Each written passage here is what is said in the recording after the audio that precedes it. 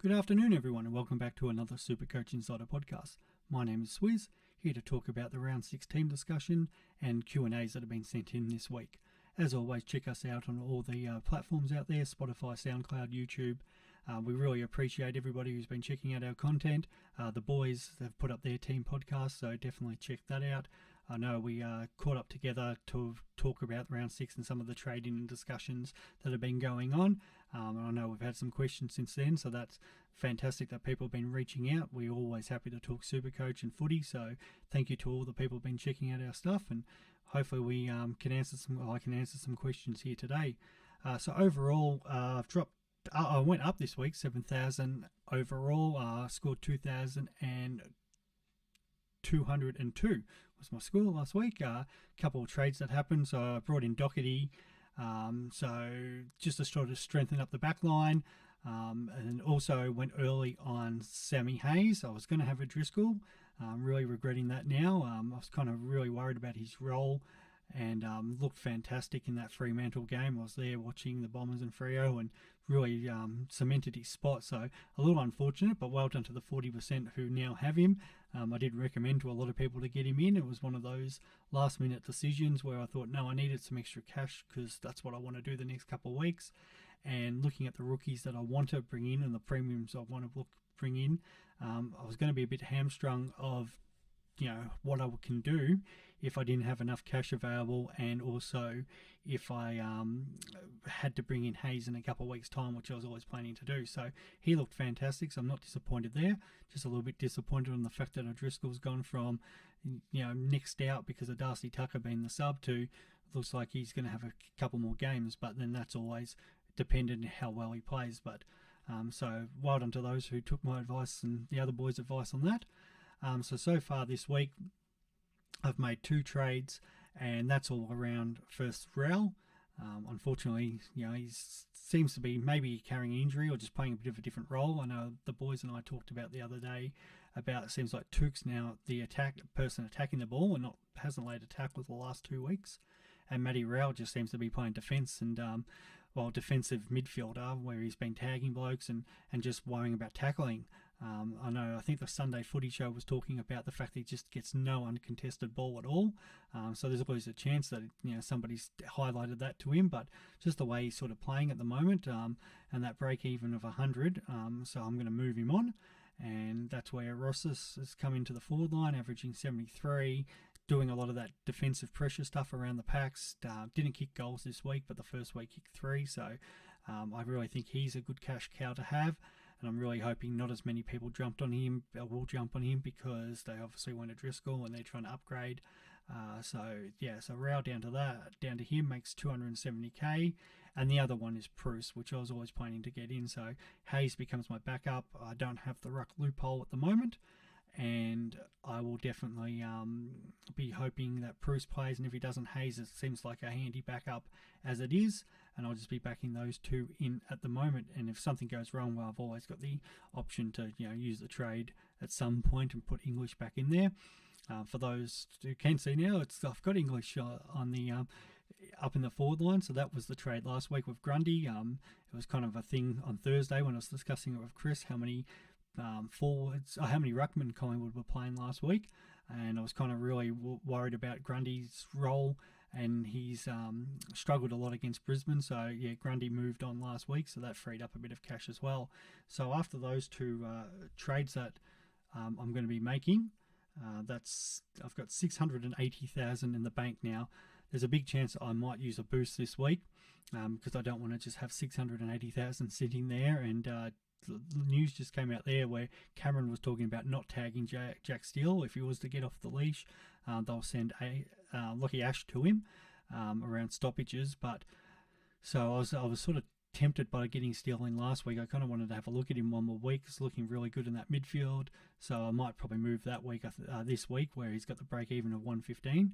It's just about making sure I've got enough cash to get Oliver and Petrarca in over the next couple of weeks. I was tempted by getting Petrarca in this week, but I'll hold off on that. And I'm still sort of debating a little bit around Walsh and Brayshaw around that, but I think Petrarca's the one I've been sort of targeting, so it'll definitely, I think it will come into my side possibly next week as long as I can have the amount of money. But yeah, so Steele coming in. So it just depends on who I want to do that for at the moment. I really kind of want to hold Horne-Francis for another week. I really want to go Horne-Francis to Oliver. So Clary's definitely on the agenda for next week. I think he's got to break even at 172. And there's always a slight chance he could get that against the Tigers, the way we've been playing. And McRae obviously went 158 a couple of weeks ago, but I think at best Oliver probably goes like 130, 140, drops another 20k. And then, yeah, we sort of pick him up around that 590, 600 mark the week after. So that's where I'm looking at Horne-Francis to him. And Horne-Francis only got the break even of 50. I think that's manageable even against the Cats. So I'll hold him for another week. Hopefully, if he goes like a 90 and Berry doesn't go as well it could always be Berry up to Oliver. In a perfect world, it could be both Berry and Horne-Francis, depending on how much cash I'm left after the steal and which way I go there. So that's where I'm looking at. The other one, obviously, I've moved and why I've got so much cash is Aaron Hall. So Dacos has gone in there, and that was the trade for Bruce. Just one of those unfortunate things. Ben's obviously shared his thoughts about, Aaron Hall, and we always knew he was injury prone, so it's just the way it goes sometimes. But, unfortunately, that sort of muddled up a couple of things that I was planning, but, we'll reset and we'll go from there. So that's what I'm looking at this week. I don't think a lot changes. There's usually, I wait till teams before I confirm stuff, and that's where Grundy ended up going out of my side last week when I saw those teams. And so it's always, you got to look at that sort of stuff, and you're looking at sort of matchups and break evens, and long term I was kind of thinking what I want to do with those rucks. I'm always usually a set and forget guy, but unfortunately with just the way things have been going with the rucks this year, with even now Max Lynch becoming available since Hawthorn's injuries. There's just so much value around there. So there was a bit of discussion around that, even wait for Lynch. But Bruce, even with possibly Flynn, I think he's still got the ability to go 80. And then if Flynn does go out and he sold rucks, well, we know he can go 100, and it's just money to be made. So I really prefer Bruce there on field. I've got no issue if people want to bring him in as R3. And just make that cash and have the security of maybe a more premium ruck. But I think that money can be used elsewhere, and that's where I'm sort of looking at Steele. Okay, so I've had quite a few questions. I'll thank Abdul in particular, because on the Richmond forum he put up if anybody's got any questions and stuff, and people have been asking that. So first one's from Adrian. We've got rank these top 8 midfielders. McRae, Neil, Laird, Oliver, Brayshaw, Steele, Miller and Merritt. It's great because a lot of people are looking at what their top 8. So I think there's a clear top 6 with McRae, Neil, Took, Oliver, Steele, Miller. Oh no, I've said Miller. So it's McRae, Neil, Took, Steele, Oliver and Petrarca. I think they're a 6 in themselves.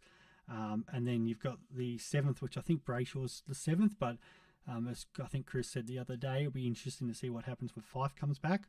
And then out of your list, Laird and Merritt, well, unfortunately Merritt's out for half the year. If he came back, it's going to take him a couple of games to get in it, and by then it might be your last upgrade, but I'd definitely have Laird. I think Laird's a good pod. Obviously Sloane's gone down probably for the end of the year, and hopefully not for his career, because everybody loves Sloane. So Laird's not a bad pick if you're looking at that. I think it's a bit of a point of difference, and he's definitely going to score well in that midfield. So yeah, I've got no problem with him if you think he's the sort of 7th, 8th guy there. From Michael Fleming, his Keys now affirmed as a lock, currently at Pod, scored over 100 every game, and with Sloane gone. So very similar to the lead question. I don't mind Keys. I was saying this to the boys the other day. I don't think Ben will jump on board with that. Obviously, Keys being a former Lion, but I think he's a very Jared Lyons type of guy. He tackles, does all the things you want from a midfielder.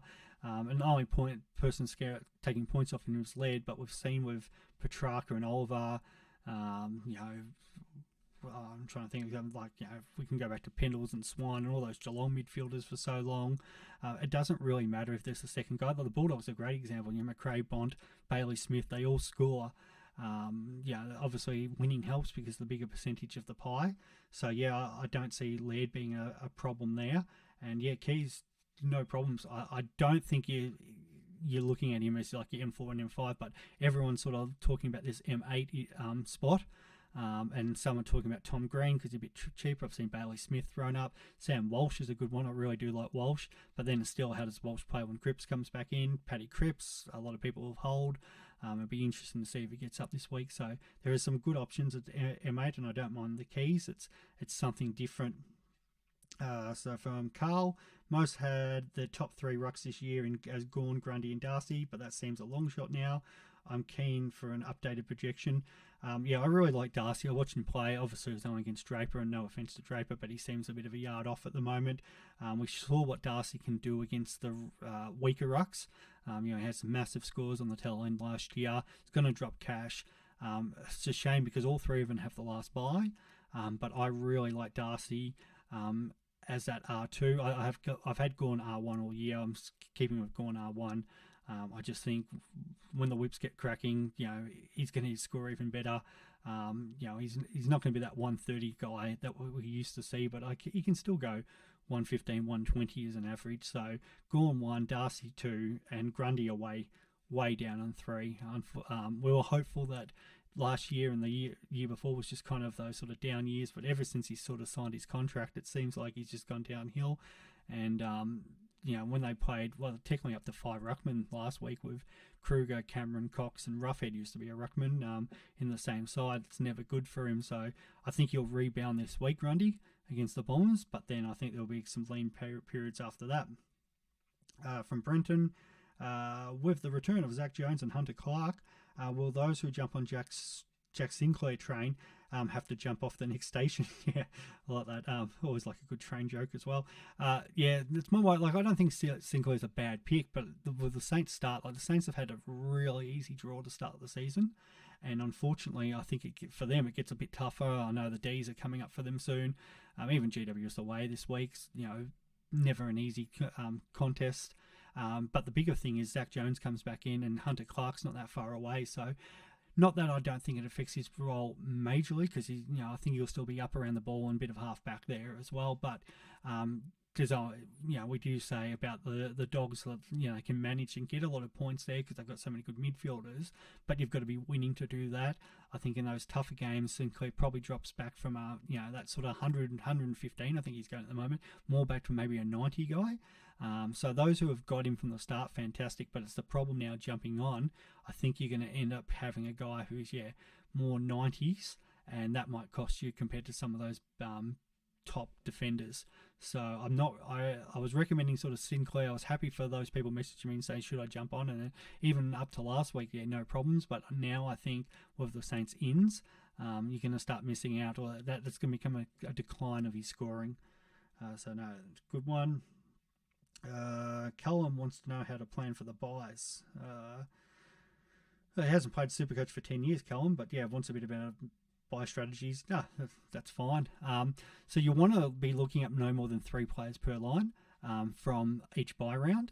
So that's sort of how I've been sort of planning mine. I know like Ben was talking about, I think he couldn't get in Doherty, it was, because that would have given him 4 defenders from that round. So in a perfect world, you kind of only want 3 at maximum because you've got the best 18 on field for starters.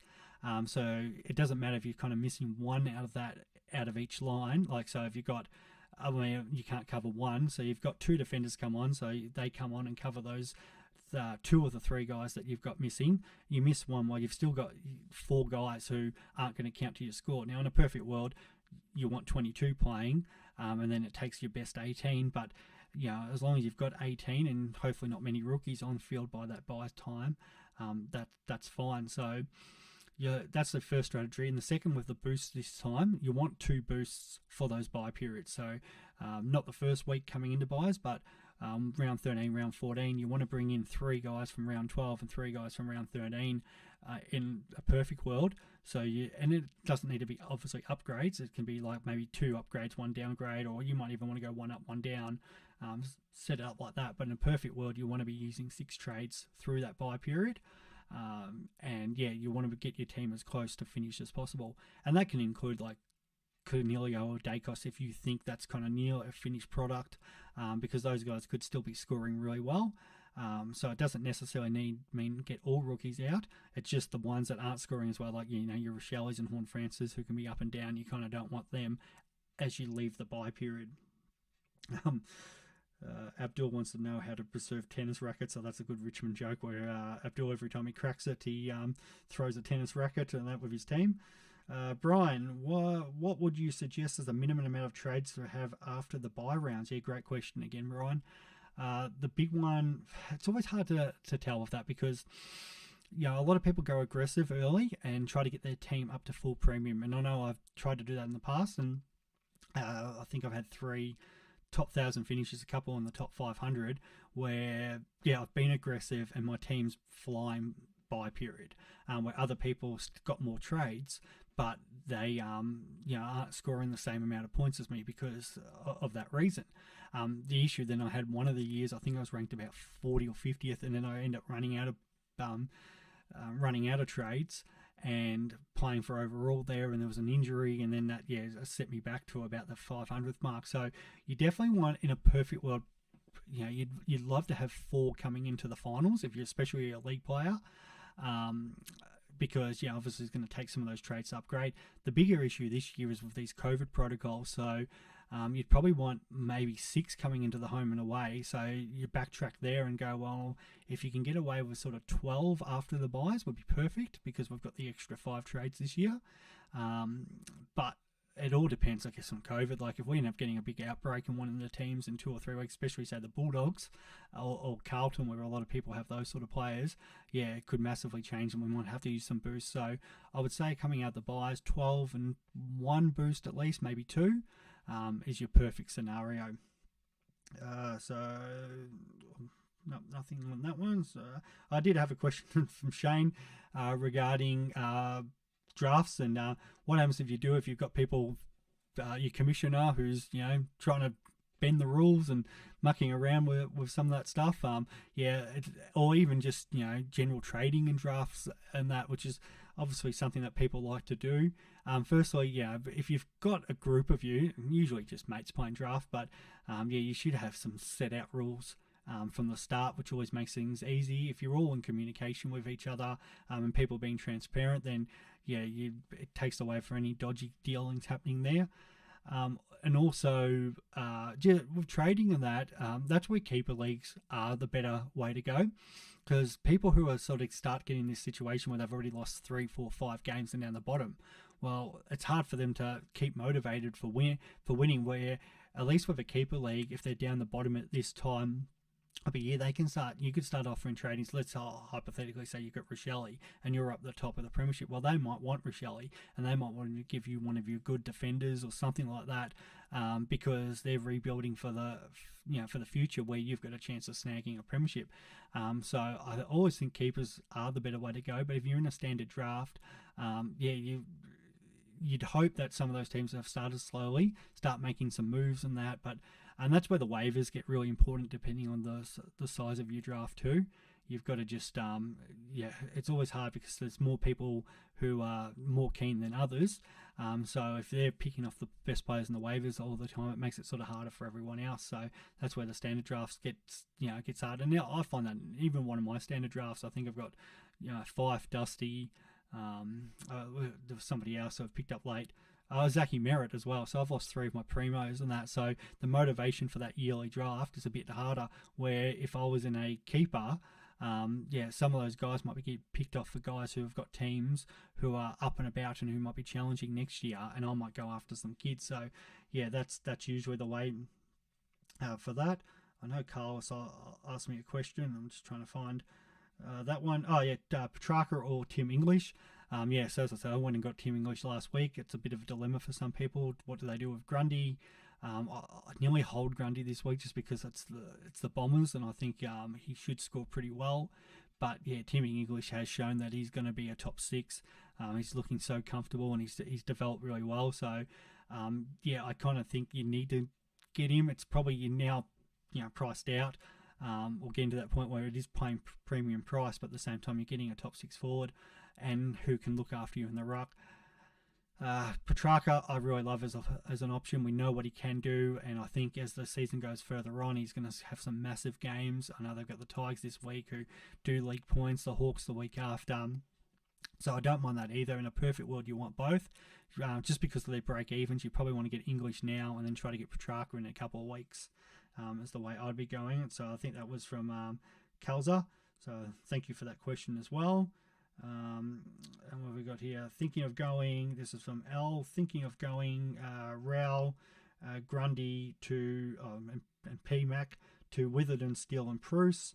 Thoughts not loving trading out Grundy, but need to free up the ruck spot for Bruce. Yeah, and I think a lot of people are in that situation at the moment where what do you do with Grundy? What do you do to how to get Bruce? And there's no, if you're going to bring in Bruce, and there's a way for you to put Hayes, say, in the forward line if you've got him sitting at R3 or Dixon, and just have Bruce on the bench this week and play Grundy on field for one more week. There's nothing wrong with that. But at the same time, some people might want to just jump in completely on the Bruce train like I have.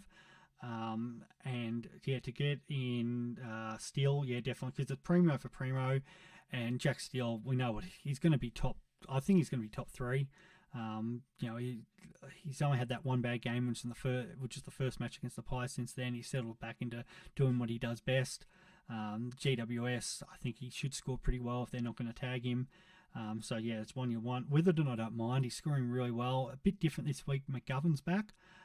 But just with the way McGovern and Hearn, obviously their age, and Witherden was always going to be that sort of player, just needed to be the one in that role. Loves to kick the ball, takes kick-outs. I think he split them with Hearn on the weekend. I think he might have taken 7 and the other one would have taken 6.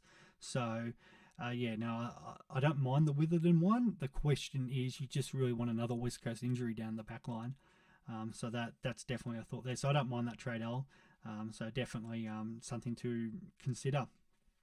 So that's all the questions that I've had. So thank you for those, and hopefully I've answered them. If you want any more, definitely track me down on Twitter if you found me on Facebook. So yeah, more than happy to talk Supercoach, and and hopefully coming up to the as we start to approach those bye rounds, people are starting to think about what they want to do with their strategies around there. We've had the dual positions come in this week, so yeah, definitely check out that. I think the forward line with Parker and Lipinski are very interesting. The back line, Pendlebury and Zorko, and then we've got all those forward rucks. So yeah, there's plenty of options, plenty of value still out there. And everyone should really be looking for Clary next week. Clayton Oliver, break even 172. You're not going to get him much cheaper again. So yeah, definitely hold one more week and be trying to look in a way to get him in. But outside of that, it should be an interesting week. And I forgot to mention my captain. Sorry, I know Ben's usually always bugging me about that. It used to be my thing.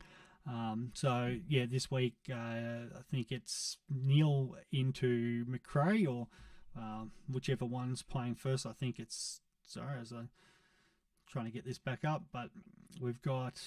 I don't mind Steele on the Friday night, but yeah, so Bulldogs playing Adelaide up at Mars. They absolutely love playing up there. So McRae vice captain, and then Neil's got Gold Coast on the Sunday. So yeah, I think that's pretty simple. So you might want to consider Steele, but and Gawn's not a terrible shout either. But yeah, if you've got McRae and Neil, I think it's pretty simple this week with captains. Yep, so that's it all this week, and make sure you're checking out all the other podcasts, and we'll talk soon. Thanks, guys.